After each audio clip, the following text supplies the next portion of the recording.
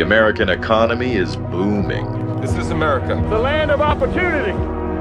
The envy of the world. Show me the money. Every sector is seeing rapid growth. Buy, buy, buy. What if there was a way to be a part of that economy, no matter where you were? You're gonna get so tired of winning. Well, friends, that dream is now a reality.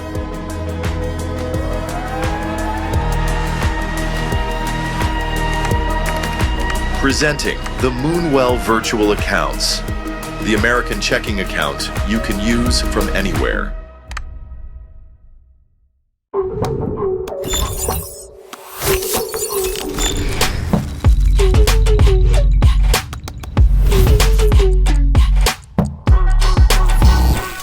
What's up, everyone? We're back here at Courtisde Crypto. I'm your host, Tristan Thompson, my co-host, Ryan Fang, and we have a special guest from the city, from the six, from the crib. So I always get excited when I see another fellow Torontonian, Chris Spatafora.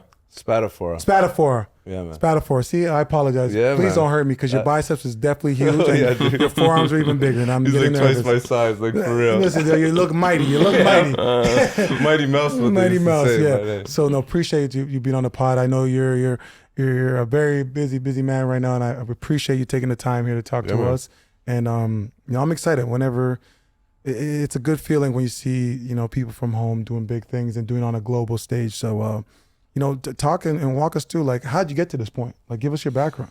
Yeah, man. So first and foremost, thanks for having me. Right, I love to see doing like folks that are new to crypto or getting into crypto or like have other careers outside of crypto like yourself coming in and doing it the right way. Right. I think a lot of people look at crypto in a certain lens. There's a lot of money to be made. There's a lot of flashy, all this type of shit, and then they get caught up in that. And sometimes it's not their fault because they just surround themselves with the wrong people. Right, putting yourself with Ryan and that type of crew. Like, these guys knows what's going on. Like, this is like what crypto is all about when you get under the covers. So I like that you guys are doing it the right way, and that's the way you're supposed to do it, man. But yeah, so I got into it quite a long time ago. I used to do like tech sales, and I was in New York, and my office was on Wall Street, and I kind of moved there from Toronto. So I born and raised in Toronto, went to school there, got a job in Toronto. They wanted me to go to New York to help them out, so I went with my wife. And the office was next to the stock exchange, and there was this Bitcoin center. There's a was down Bitcoin there. center in... This is back in the day. This is like 2013, so like 11 years ago. Oh, wow. Yeah. And this Bitcoin center, there's like some documentaries about it and stuff. And it was just like a place that was intended to be like, a slap in the face of the stock exchange. It's like literally right beside it. Yeah. And because, Bitcoin was always about like, the opposite of that system. And people used to go down there and buy and sell Bitcoin on like an Excel spreadsheet with a guy in a bow tie doing an auction. And Bitcoin was like, I don't know, like $30 or whatever it was, right? Wow. And a buddy of mine from college is like, dude, like, there's this Bitcoin thing. You should go check it out, whatever. So you're really early. Yeah, definitely It's early. early. Like, Early, that's early. like, This is early. the crazy thing is, like, around 2013, a friend of mine's from Toronto, I won't describe his profession, but he actually told me to buy into Bitcoin. And that was what was it at 2013? Do you remember? Yeah, it was up and down like crazy, Yeah, but but it was like under $100. Yeah, and I remember he told me, and I said, I kick myself in the ass now because it was the right message, wrong deliverer. Yeah. And it's crazy. Man, there's so many stories like that, Tristan. Like, there's a lot of people that I know that the same thing happened, or there's tons of stories like, I got some Bitcoin and then I lost it, or like, I don't know where that password is, like all that type of stuff, right? Because it's like, it comes and goes with that. But I decided to stick around, and when I went back to Toronto in 2016, all my buddies were like into it because like Ethereum just launched and everything was cooking, and it was a lot more tech oriented, and I was more on like the business side and the marketing side, and they pretty much said like, dude, can you like help us out? I'm like, okay, cool. And that's when I started helping some projects kind of do their thing and launch, and then over the course I kind of just like invested and helped these guys try and figure it out. And then about 4.5 years ago, after getting burned and helping a project kind of do their thing, because that's the thing with this space, as much as there's exciting and cool things happening, there's a lot of people with low integrity that are, they see some dollar signs and they start chasing it, and things don't end up the right way. But I said, fuck that, man. If I'm going to build it, if I'm going to be involved, I'm going to build something that's actually transparent. That like when people, click a button, put money in, they can see where the money is. It can't be taken from them. Like it's done the right way. Yeah. And no black boxes. And that's why I decided to build a project called Badger. And I was a user. yeah, Badger was fun, man. Yeah, Badger yeah, was a lot of fun. It was really early, like one of the first DeFi projects back in 2020. And over the course of 4 years, it was probably upwards of $6 or $7 billion worth of Bitcoin kind of passed through the products that we built. And then I decided to get corny, and here we are, man. Well, yeah, no, I mean, I've been on the website and I've been on the site, and It's dope, right? It's super dope. Different, but right? It's different, but you know what I like about it? It gives me that nostalgia kid moment. Yeah, you remember, man. like the Nintendo, That was the like goal. Yeah. that's Yeah. Nintendo, Yeah. like Yeah. Nintendo, like you get that like when you had like the Game Boy, like it's Yeah, man. like that. It made me feel like a kid again. But I think that also helps psychologically. I think it's a psychological aspect too, right? It makes people feel comfortable and safe. Because one thing about this space, like even when I was starting this podcast and I told people I want to really dive into crypto, the first thing they say is, be careful. Be careful. Just because of, with all, it's like anything. You have good cops, bad cops. You got great stories, but you have the horror ones. Yeah. And sometimes, the nightmares always last longer than the great stories. So Especially someone in your shoes, right? Because it's like, it's almost like sharks swimming around a pool, like, right? Like it's unfortunate, but it's also like part of the journey to navigate, like how do you find, the right shit, right? yeah, no, definitely.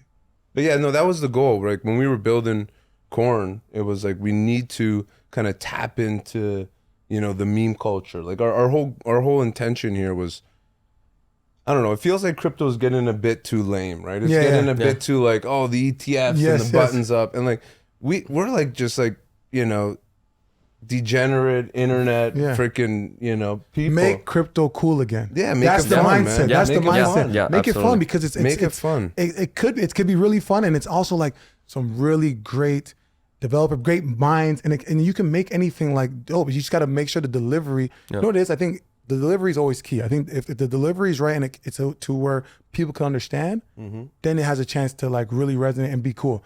It's when you use too many big words and you use the technical. People don't understand. I agree, man. And like I like this concept of being fun when you're playing with it.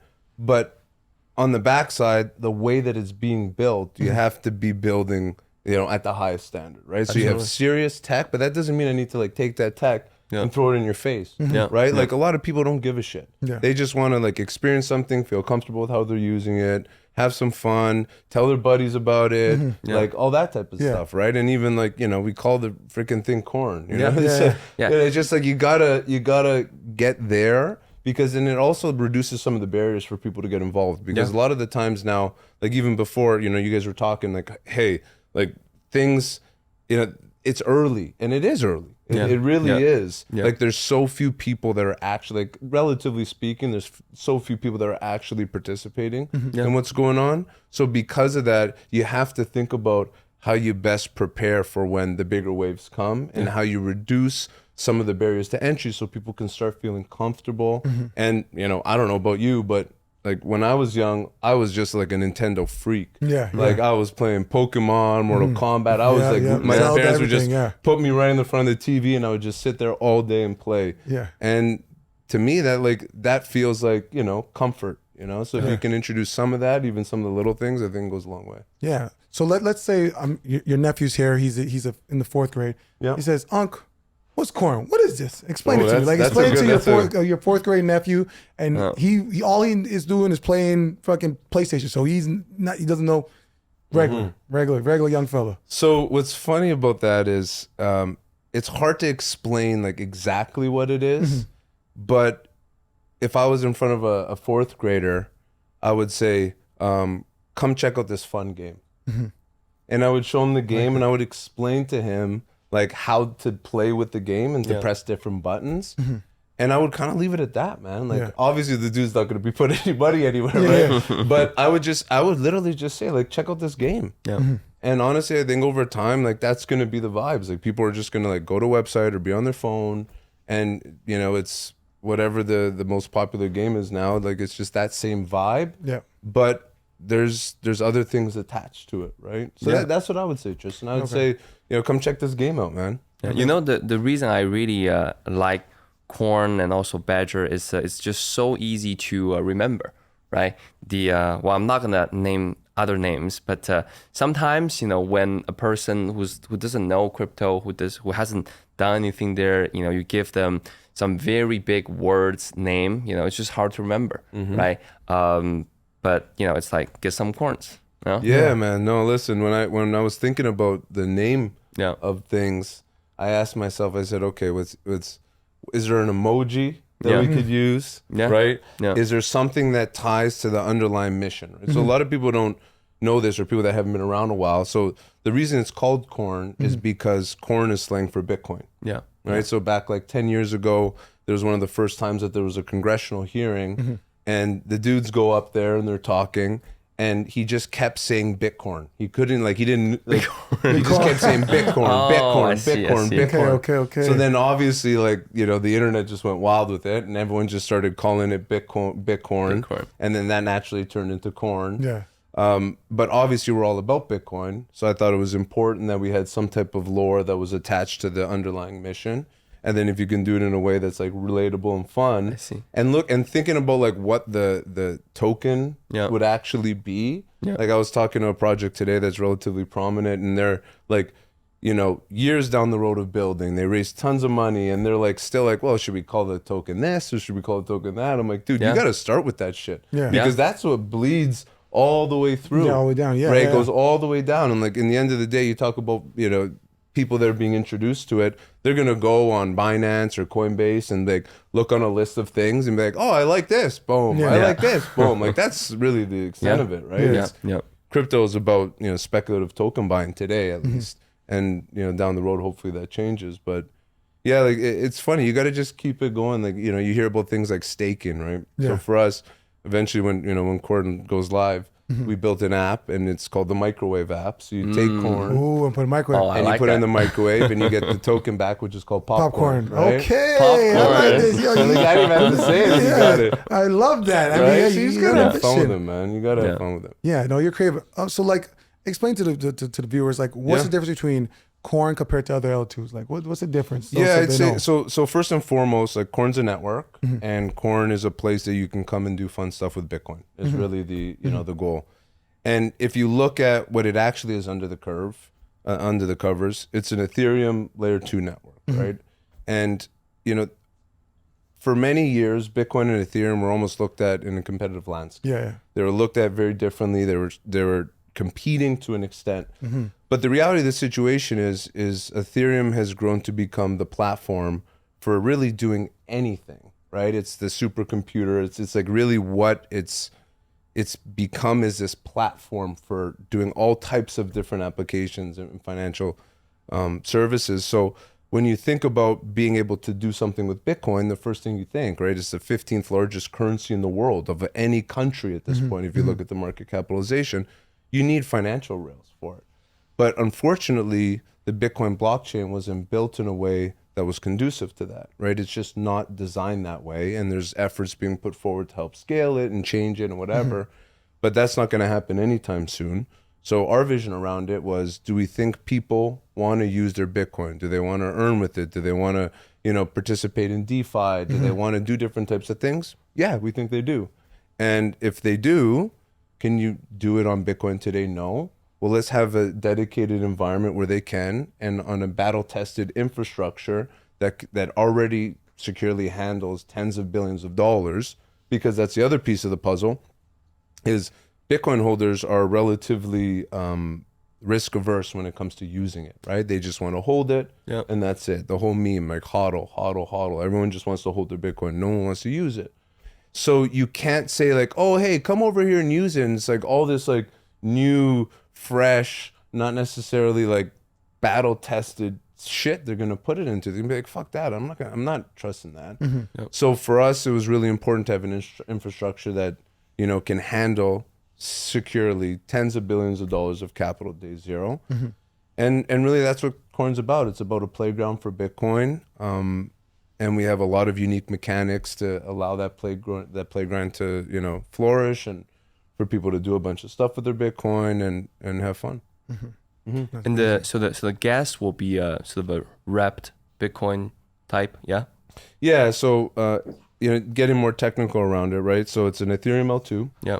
and then the gas token of the network is Bitcoin, or our version of see. Bitcoin, Yeah. which is called BTCN. Yeah. The long form is Bitcoin, but BTCN. And Bitcoin. BTCN is very. I really like Bitcoin. I didn't know that's how it came from. So I thought it's come from because it's like farming, so farmers, corn. No, it's the Bitcoin lore, man. Okay, well, So BTCN really it's a pretty unique kind of approach to Yeah. building a tokenized Bitcoin.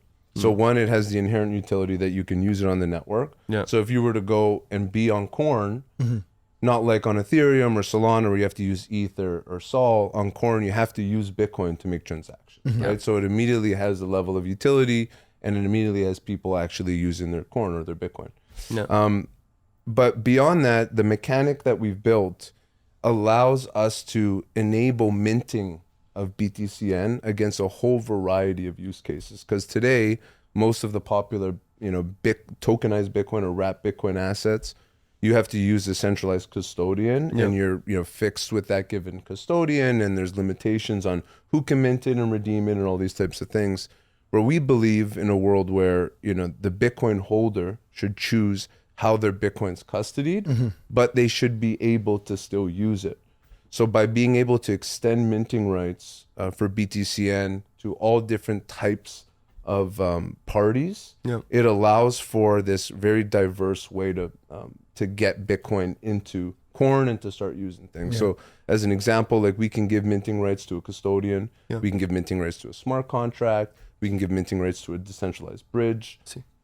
We can do all these types of things.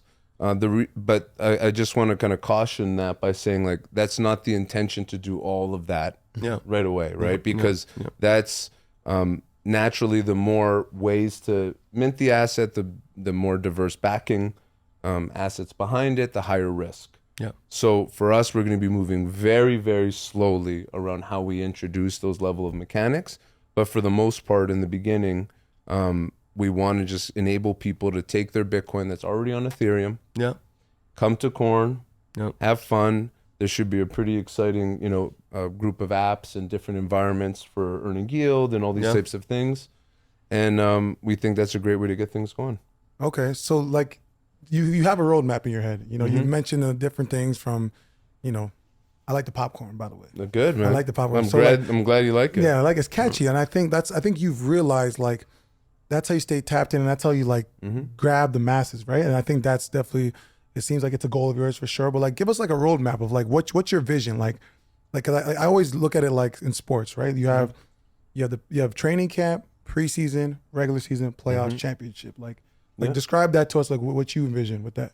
Yeah, I like how you break that out because like my mind works that way, just being into fitness, right? I always started with, okay, where do I want to go? And where's the plan to get there? Yeah. And then you just put in the work to get to the end goal, right? So when we think about the roadmap, right now we're in a pre-network state. What that means is, we haven't launched our network yet. Yeah. So what we're really trying to do right now is bring all the right partners, get a lot of capital committed that wants to actually come to the network, and start really building that community. And we've been pretty fortunate because we just came out of stealth a month ago, and we accelerated really quickly to have hundreds of thousands of people in the community and everyone really excited and all that type of stuff, which is awesome.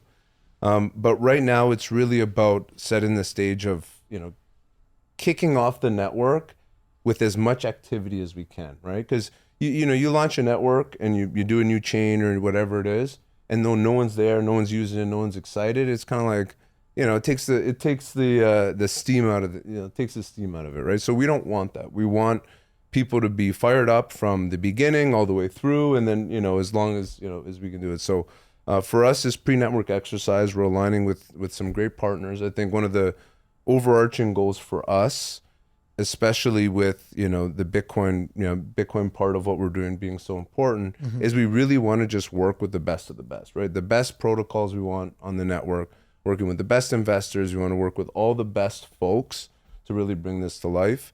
So over the course of these next 3 months or so, we're trying to accelerate that. We've been doing a lot of work with some of the new Bitcoin staking mechanics, things built around protocols like Babylon.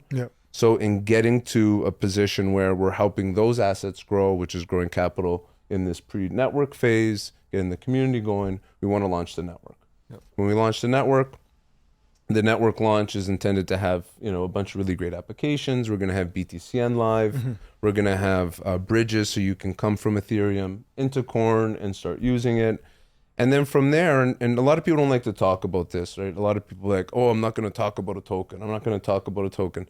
I don't think that makes sense. I think that's, let's not beat around the bush. You want to be open book, right? I'm like, and not for nothing, if you put the right work in to define, the utility of the asset, and you work with the right types of partners to help you evaluate the regulatory landscape to make sure you're doing it in the right way. I don't think you should be scared about that type of stuff, right? Egg, a quite astonishing commodity. The cause of your desire. Egg, which fills the inner void. Egg. Eggs are pretty epic, but you know what's more epic? Paying for them with crypto. Borrow, earn, and now pay with Moonwell. But nonetheless, so our goal very quickly is to go from where we are now to launching the network, which we hope to do by year's end. And then from there, launch the token. And when we launch the token, we're going to launch it with the microwave and popcorn staking, right? Pop. I really like popcorn. I like that. Staking. I like the popcorn staking. I like Yeah, it. corn become popcorn. I love popcorn. I fucking love man. it. Yeah, man. Who came up with that? You what? Yeah, and I came up with it, man. I came up with it, man. Yeah. Creative, okay. But yeah, so we're going to launch the staking mechanic at the same time that the token goes live. And then we have this really unique thing, right? Which is like our bribe economy. And this is a big part of our chain. So that's also a key differentiator. A lot of times I don't get too deep into it because it kind of gets under the weeds a bit. But like when you think about different chains, okay, there's all these different people that use the chains. There's apps that come on the chains that you can go to and use. You're the user. You're bringing money to go play with the chain, right? And then say Ryan holds the token. Yeah. Ryan holding the token for the chain doesn't necessarily mean he's to be a user like you, or he doesn't need to be an app like him. That's the plan. You can be 3 different people. Yeah. Not all the time that's the case, but you have to look at those groups independently. A lot of the times you have these folks kind of fighting with one another. There's no alignment between them. And if your users and your apps and your token holders aren't aligned, then it doesn't speak to the longevity or the sustainability of the network running and growing and flourishing, right? So for us, that was a key problem that we were trying to solve. And by introducing the staking mechanics, it allows the token holders to decide which apps and in turn users get what types of incentives. So the bribe economy is a big part of that because, Tristan, you can come in and say, listen, I don't have any corn, but Ryan has popcorn. Cool. I'm going to incentivize Ryan to put, incentives on the app that you're using. Yeah.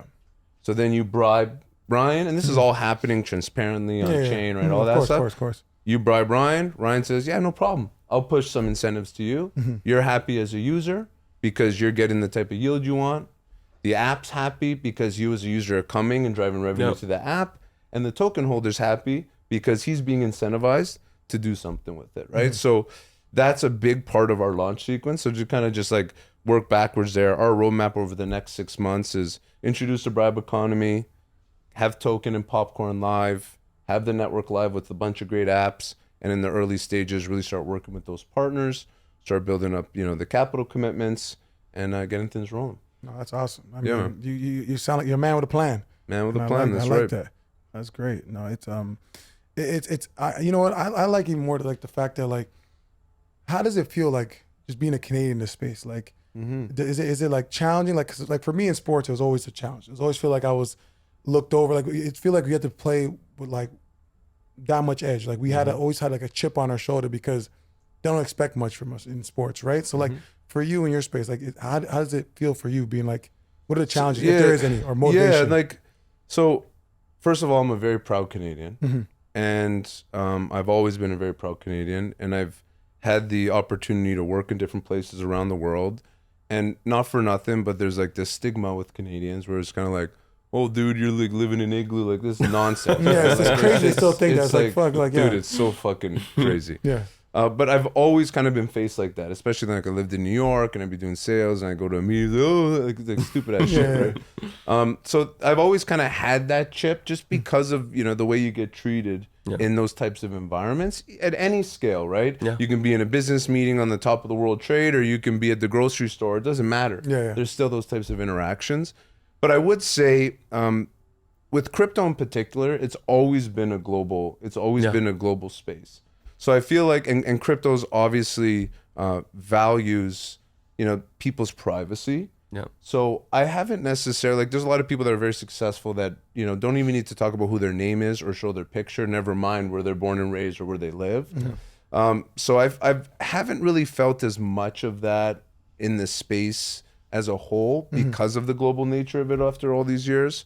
But I will say that there aren't nearly as many Canadians kind of doing their thing in crypto as maybe some would think, especially considering that Ethereum started in Canada, and you know there's been a lot of great projects that have come from Canada over the years.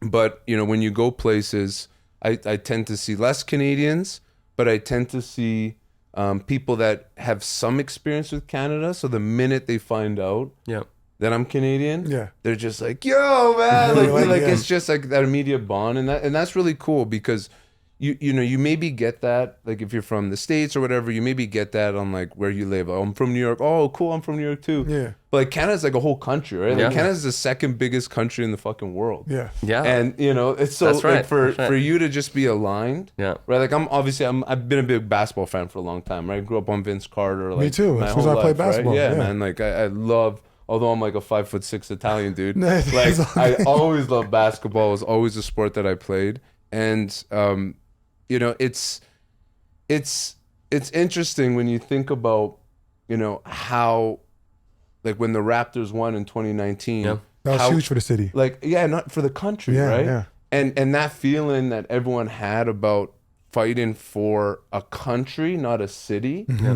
Is very similar to what you experience when you have certain camaraderie or you connect with someone that's from Canada. No matter what. Like, fuck, we're in Singapore. We're sitting in a room with a bunch of Canadians. Like, who would have thought? Yeah, where do you get that? It's insane. And I can say for myself, I don't know about if you guys feel this way, but like, I don't know. It's like it's almost like your shoulders loosen a bit. You know what I mean? We're talking about shit like neighborhoods. You know exactly. What I mean? Yeah. You know, for me, it was so I play basketball too. For me, it was obviously Yao Ming. You know, growing up, that is the whole country. You know, started to play basketball because of one person. You know? Yeah, Canada. I'd say Vince Carter did that for Canada. Yeah. No, he definitely. I mean, listen, Vince Carter's the reason why, like, a lot of us Canadians that made the NBA, like, especially for me, like, he was my Michael Jordan, and that's no shade to Michael Jordan. Like, I never was in the air to watch the 90s. Like, I was 5 years old. Like, I'm not watching TV. I'm watching Barney at 5 years old, you know? So, like, Vince Carter, when I got, like, in 99, 2000, like, that's when, like, I'm 10 years old, I'm 9 years old. Like, he's the reason why I fell in love with the game. And, like, he's, like, my everything. Like, and then, like, it trickled down to all the other young kids. Like, we grew up, and, like, the thing about the Raptors, like, being able to see an NBA player go to their camp, like, seeing is believing. You know, I'm a big believer in that. Like, it's hard to think you can achieve a goal if you don't even see, like, an example. I mean, for you, it was probably a different experience, but it's like for me, like that's how it was for us kids, like in hooping. Like nobody ever thought we'd be here. Like I remember, like people say, "You're crazy for going to the States and going to leave at high school. Like you're crazy. Like you're gonna come back home." Like I remember my high school coach. He's like, he told my mom he's making the biggest mistake of his life. Wow. I remember he said that. Then the year after, I was #1 player in the country. I went right back to that school. Yeah, he told I said, "Coach, what's up?" He said, "No, I always knew you could do this." I said, "Bullshit." I was like, "Motherfucker." Yeah, you know, but it's all good. But it's just like, that's that hunger. And I feel like you have the same hunger and drive. Yeah, man, know? Like it's funny when you talk about that, it like, you know, it also comes, a lot of it relates like where you come from, right? So like I'm a first generation Canadian. My family's from Italy. They grew up, you know, really tough situation. They came after the war and all that. So, you know, I grew up in a situation where, you know, I never got a lot of the luxuries of life. Like I never went on any vacations. We never drove you know, we had a banged up 92 Caravan for God knows 20 years and an 87 Chevy. And like, that was just the nature of it. But you start to experience, or to your point, getting examples that be able to feel it, right? And there was a few instances for me that I had that, and it gave me the motivation to kind of push forward. And I gotta say, like, we used the basketball example. Basketball really did have a big impact on me, and a big part of that was because of Vince, the schools started almost mandating that there would be courts made, right? Because there wasn't courts before. No, there wasn't. I remember sometimes they wouldn't even have the hoops on the net. It's just like a white backboard. And they would take them down all the time because people didn't really respect the sport, so they'd come and just fuck up the rims and everything. I remember that. So they would always pull them down, and I'd always have to go like different schools to figure out like where to go play or whatever. Yeah. But it's a great example of the power of someone setting an example, not necessarily for a younger generation, but like to set the stage for like how cities and countries can embrace things. And then now you look, and that's the cool part, like now you look 25 years later and look what Canada is doing at a global stage as it relates to like professional basketball. It's amazing. It's awesome. It's definitely makes me feel old, makes us feel old, but it's definitely a proud moment. Man, it is. You know, I make this show a couple of times. Tristan and I are the rush hour good cop, bad cop. So okay, let's hear. So are you the good cop? Well, I'm the bad cop. He's the good cop. Right, cool. I gotta be the good cop. Cool. All right, bad cop. Hit me with it. I supposed to ask the let's hear hard the hard question. knock question. There is a lot of now I kind of already have the answer, from just the 10 minutes we're chatting, but I still gotta ask it. There are realistically a lot of the Bitcoin L2 projects out there, right? Started kind of like mid last year or something like that. A lot of talking about sort of Bitcoin L2, and there is a variety of them, right? Realistically, to some extent, I think a lot of them are competitor to Coin, right? How would you say Coin is differentiated? I mean, I really think culture is a big part, but like to hear. Yeah, so first and foremost, we're definitely not a Bitcoin L2, right? Okay. So let's set the stage there. Yeah. We're an Ethereum L2. Yeah. We're I like that because I think that's very honest. Yeah, that's what I clearly don't like say about the Bitcoin L2 shit, because I see people are trying to drive narratives. They get other people excited, and then get investors excited, and then get the exchange. It's like it's just one fucking circle jerk. Just say what it is. And let's just call it what it is. And none of them are actually doing anything to scale Bitcoin. Yeah. Which is the definition of an L2 or a layer 2 of anything. Yep. So number one, I don't like that Bitcoin L2 thing. Okay. Subsequent to that, though, they are working towards like how do you put your Bitcoin to work? How do you do more with your Bitcoin? Right. So in that arena, there's definitely a competitive landscape for us. Yeah. I think the culture piece that we're bringing to the table is important. I think how we're leaning into like what DeFi actually is, and DeFi is Ethereum. And I think through that we could potentially create a new space, right? Bitcoin oriented DeFi, but DeFi is Ethereum today, and you need to have the types of protocols that are on Ethereum that are building in a certain standard that again can be secure, have handled tens of billions of dollars. Like you go look at other Bitcoin oriented networks. Are you seeing like prominent established Ethereum based DeFi protocols go there? No. Yeah. Because like it's almost like this is like some fugazi stuff, right? Like, so you got to do it the right way. And you have to build the infrastructure again that can handle that type of activity. But I think the way that we're going about it, again, it's coming from a place of honesty. Yeah, and I think that's important, right? You can't, there's no wool to pull over no one's eyes, right? A lot of people. Well, I'm not gonna name names, but there are a lot of projects. I've talked to. The first thing I asked them, I was like, well, this is a Bitcoin L2. How is it?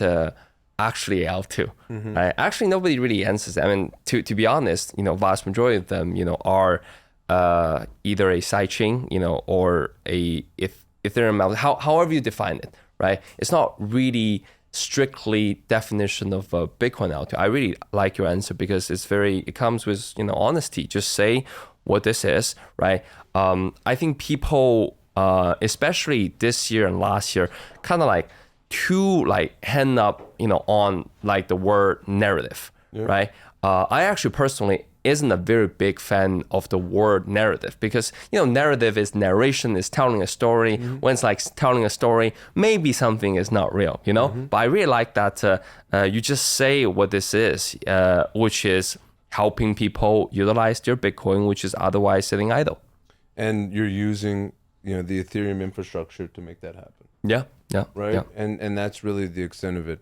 We have 3 goals: have fun, make it easy to use your coin or your Bitcoin, and to align all the people on the network. And I think if we can do that over time, we'll put ourselves in a position where we can start building better bridges to actually further onboard tens of millions of people with Bitcoin. But it's going to take a really long time. So be honest with where you're starting, where the opportunity is, and do it the right way. And I think you could, get some momentum. Absolutely. Yeah, no, I think that's why you're having success, and then you're like you're the hot motherfucker on the block, right? Like everyone's talking about you, and you could tell, and I think it all stems from like just how the way you carry yourself. I think you're very transparent, no bullshit person, and I think it stems from your DNA and your upbringing, right? And I think that's why you're having the success you're having. I think that's why also the community you're building is one that's gonna ride with you because the way you operate and you keep it simple, but you keep it like to the point, and you're actually making it relatable. Where, like I said, psychologically, it brings comfort, And I think that's the key to success, and especially in the space where it's like people get nervous, and like we said, we get that. So like, I think you're doing it the right way. And a lot of people also use like technical jargon to cover some of that stuff, right? Yeah. And then I'll be in a room with people where, I've been in the space a lot longer than them, and they kind of like talk to me and they're saying a bunch of shit. And I'm like, dude, I don't know what the fuck you're even saying. I almost feel like they almost talk like all that language because they really don't know how to explain what they're saying. Definitely. Yeah. Are you kidding me? So many, like the amount of sales skills that people have is like negative 5,000. You know what I mean? It's bad, man. So a lot of people just tend to dig into the details. Like I almost get uncomfortable talking deep about some of that stuff. Obviously I can, but like you have to read the environment, right? Are we gonna sit here and talk deep about that stuff? Is the audience gonna give a shit about that stuff? No. So why are you gonna go into all of that? But if you can't really read that, which is a bit of a sales skill, then you're not gonna be able to relate with the person you're talking to. You're not gonna be able to get your message across. It's just gonna go over their head, and it's just like, for what? And I think that in the end, especially today in 2024, right? I really think it's about getting the people who are not in crypto, right? And you throw to them all the different kind of jargon and this new technology, that super infrastructure or whatever. Like people wouldn't care. They were not caring about this, to start with. But I think Corn.